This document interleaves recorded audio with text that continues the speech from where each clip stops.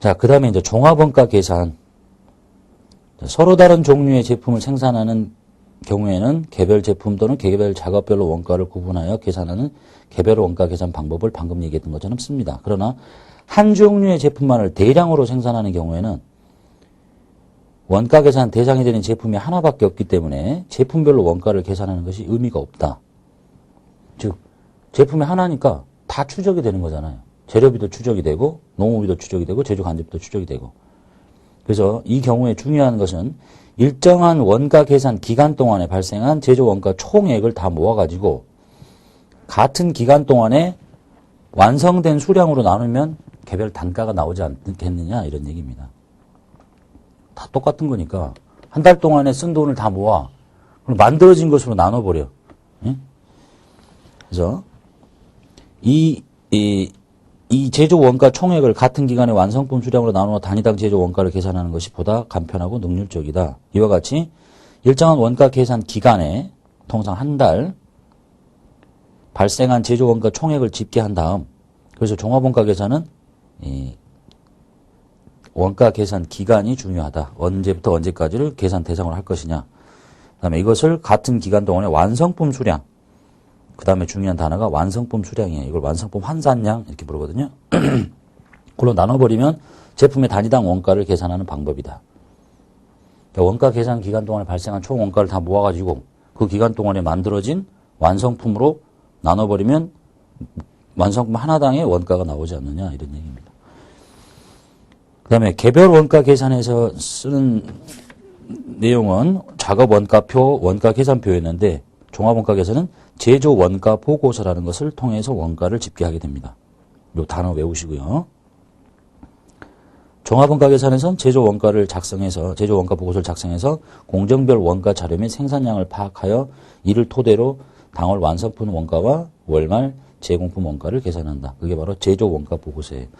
지금 여기 그려져 있는 제조 원가 보고서는 이거를 통해서 완성품의 원가와 그다음에 기말 월말 제공품의 원가를 계산하는 방식인데 가로 열고 평균법 써 있죠. 이거는 표가 그렇게 생겼다는 것만 봐두시면 되고 이렇게 문제를 푸셔도 되고 이게 좀 어려우니까 이 풀이는 우리가 뒤에 배우게 될 해설이 아니라 예제에 평균법에 의한 종합원가 계산의 풀이 방법을 제 교재대로 할 수도 있고 지금 보고 있는 제조 원가 보고서대로 그대로 틀 잡고 이렇게 따라서 할 수도 있어요. 근데 이게 더 어려우니까 그냥 이걸 이대로 따라 하시는 게 아니라 저하고 다른 방법으로 풀이를 하고 종합원가 계산에서는 제조 원가 보고서를 쓰다라는 것만 암기하시면 되겠습니다. 그래서 절차가 1단계, 2단계, 3단계 이렇게 써 있네요. 요거 이제 예제를 풀면서 종합원가 계산의 순서를 이렇게 묻기도 해요. 첫 번째 뭐 물량 흐름을 파악한다. 뭐 이렇게. 요 얘기는 이제 그것의 전체적인 얘기니까 일정 기간 동안에 총 제조 원가 집계하고 두 번째 당월 총 제조 원가에 월초 제공품 원가를 가산하고 월말 제공품 원가를 차감해서 당월 제품 제조 원가를 산출하고 당월 제품 제조 원가를 당월 완성품 환산량 수량으로 나눠서 제품의 단위당 원가를 계산한다. 봐두시기만 하면 되겠습니다. 중요한 얘기는 없고요. 지금까지는 주로 종합원가 계산은 계산 문제가 많이 나오니까 틀만 잘 잡으시면 아주 쉽습니다. 그 다음에 여기서 나오는 완성품 환산량이라는 용어, 요 말이 이제 중요해요. 종합원가 계산에서는 완성품 환산량이라는 말을 쓰는데 이게 무슨 말인가? 대단히 중요한 말이에요. 생산 활동에 투입된 모든 노력을 제품을 완성하는 데만 투입하였다면 완성되었을 완성품의 수량으로 환산한 것. 다시 한번 읽어볼게요. 생산 활동에 투입된 모든 노력을 제품을 완성하는 데만 투입하였다면 완성되었을 완성품의 수량으로 환산한 것. 이게 무슨 말이냐? 이런 얘기예요. 쉽게 얘기해보면 이렇게 간단하게 사례를 들어볼게요.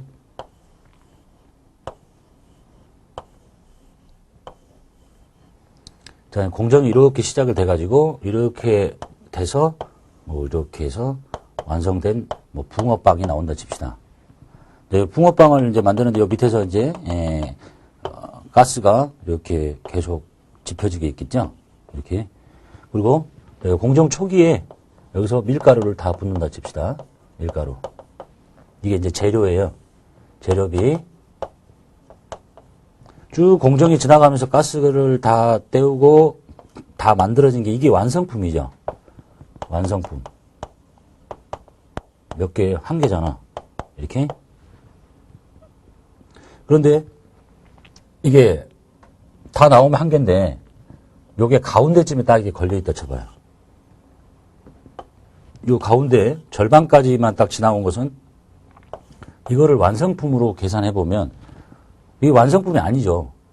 덜 만들어진 거지. 근데 이것을 완성품으로 생각해보면 몇 개쯤 되겠느냐 이런 얘기예요. 몇 개쯤 되겠어요? 절반 왔으니까 0.5개 이렇게 표현할 수 있겠죠. 근데 이런 것들이 두 개가 있어. 그럼 합쳐지면 한 개라고 볼 수 있잖아요. 이 쉬운 개념이 그거예요. 이것을 완성품의 환산량으로 따져보면 몇 개일 것이냐? 0.5개. 여기 있으면요. 0.75개. 여기 다 지나가면 한 개 이렇게 볼 수 있는 거니까. 그런데 단순히 생각하면 그런 얘기인데 이게 이제 잘 봐보면요. 재료비라는 것은 어느 한순간에 이렇게 딱 투입이 되고 이걸 보고 이제 가공비라 그러거든요. 가공비. 가공비는 쭉 공정 전체를 통해서 진행이 되면서 발생을 하잖아요. 그래서 이걸 단순히 요 가운데쯤에 있다고 해서 0.5개라고 부르는 게 아니라 요거하고 비교해서 재료비라는 게 있고 가공비라는 게 있는데 자, 얘는 재료비로 봐도 한 개라고 볼 수 있고 가공비도 처음부터 끝까지 다 썼으니까 1이라고 볼 수 있는데 이게 1이라면 만약에 여기 가운데쯤에 공정을 두 번째쯤까지 진행해온 이것을 0.5개라고 단순히 할 수 있느냐? 재료비로 보면 얘를 뭐라고 하겠어요? 재료비는 얘는 재료를 다 썼잖아요. 그 이후에 재료가 투입이 안 되니까. 그러니까 만들어진 거나 여기서 재료를 다 부었기 때문에 여기 있는 것들은 다 재료비로 보면 얘하고 똑같은 입장이죠. 그래서 재료비로 보면 한산량은 1개라고 볼 수 있고요. 가공비로 보면 가공비는 얘는 여기서부터 여기까지 쭉 다 100% 진행을 했으니까 이걸 한 개라고 보면 여기서 두 번 진행한 50% 진행한 것은 한 개라고 보면 안 되지. 몇 개라고 봐야 돼? 0.5개라고 봐야 되지. 여기까지 온 건, 세 번째까지 온 것은 뭐 0.75, 75% 진행했다. 100% 다 진행하면 한 개. 이렇게 구분하더라 이런 얘기입니다. 그래서 거기 써 있는 얘기가 자, 예를 들어서 재료비가 공정 초기에 전량이 다 투입이 돼요. 다 투입이 되고 그렇다면 당월에 착수돼서 완성된 제품의 재료비에 대한 완상량은 한 개다. 재료가 여기서 다 부었으니까 다 만들어진 것도 재료비로 보면 한 개야. 그런데 당월에 착수가 돼서 공정이 50%밖에 진행하지 않았어요. 그래도 얘는 재료를 다 썼잖아. 왜냐하면 재료는 공정 초기에 다 부쉈으니까.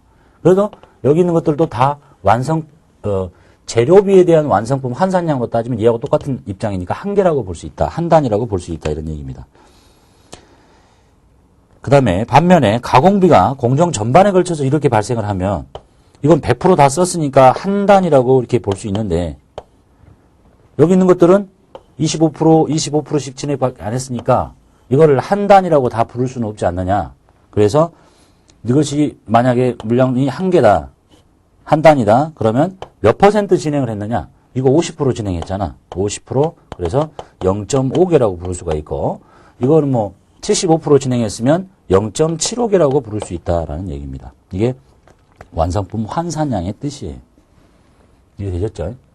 그러니까 이제 제일 중요한 거는 뭐냐면 우리가 이제 재료비하고 가공비라고 나눠서 하는데요. 왜 재료비하고 가공비로 나누냐면 우리가 원래 직접 재료비, 직접 노무비, 제조 간접비 이렇게 해서 기초 원가 여기를 가공비 이렇게 했잖아요. 요 두 개를 묶어. 그리고 요거 하나만 넣고 재료비라고 불러요. 왜 그러냐면 보통 이 원가의 투입 방식이 재료비는 뭐 공정 전체에 걸쳐서 계속 발생할 수도 있는데 어느 한순간에 그냥 재료는 투입되는 게 대부분이고 이 가공비들은 어느 한순간에 다 끝나고 안 생기는 게 아니라 공정 전반에 걸쳐서 이렇게 균등하게 발생하는 경우가 많기 때문에 종합원가 계산할 때는 재료비와 이 두 개를 묶은 가공비를 가지고 원가 계산을 시작하게 됩니다. 그래서 방금 보셨듯이 이렇게 진행이 되는데 제일 중요한 것은 그것의 원가들이 언제 투입이 되느냐, 어느 한순간에 바로 투입이 되느냐 아니면 공정 전체에 걸쳐서 투입이 되느냐 이 두 가지 원가가 있으니까 다 이 만들어진 것은 재료비가 한 개라고 보고 가공비가 한 개라고 본다면 그 다음에 아까 말씀드렸죠? 여기요 50%를 딱 공정을 멈춘 요 붕어는 만들어지긴 절반쯤 만들어졌는데 재료비가 여기서 투입이 된다 그랬죠? 얘는 재료를 다 가지고 진행을 했기 때문에 재료비로 보면 얘하고 동등한 입장이에요. 그러니까 얘는 재료비로 보면 한 단위라고 볼 수 있어. 근데 가공비는 50%밖에 안 썼잖아. 한 개인데 50%밖에 안 썼기 때문에 가공비는 0.5개라고 해야지. 100% 쓴 것을 한 개라고 부르니까. 이해되셨죠? 여기 있으면 75%. 응? 여기까지 오면 100% 이렇게 불러야 되니까. 그래서요. 위치를 바꿔서 재료비도 이렇게 투입이 되고 가공비도 이렇게 투입이 된다고 봐봐요. 응? 가정을 바꿔서 얘는 결국은 다 한 개씩인데 여기 50% 정도에 있는 요 물고기는 재료비를 뭐라고 봐야 되느냐? 재료비가 어느 한순간에 생기는 게 아니잖아. 계속 공정 전체를 걸쳐서 생기잖아. 그러니까 한 개 곱하기 50% 진행했다 이렇게 봐서 0.5개라고 해야 되고 가공비도 0.5개라고 해야 되고요. 예를 들면 재료비가 여기서 들어가요. 한 75%쯤에서 75%쯤에서 재료가 투입이 되는데 가공비는 이렇게 생기는데 물고기가 여기 50%에 와 있다. 그럼 이건 재료비로 보면 뭐예요? 재료비를 하나도 안 쓴 거지. 75%에 투입이 된다니까? 그럼 재료비는 0이야. 가공비는 진행한 만큼이고. 그래서 제일 중요한 게 뭐겠어요? 원가의 투입 시점이 제일 중요한 거예요. 재료비는 언제 투입이 되는가? 공정 초에 투입이 되는가? 뭐 50%에 투입이 되는가? 75%에 투입이 되는가? 가공비는 어떻게 발생을 하는가? 보통 가공비는 공정 전반에, 재료비는 어느 한순간에. 그래서 요것을 잘 알아야 이거 환산량을 몇 개라고 부를 수 있는가라는 얘기입니다. 이해되셨죠? 완성품 환산량의 뜻.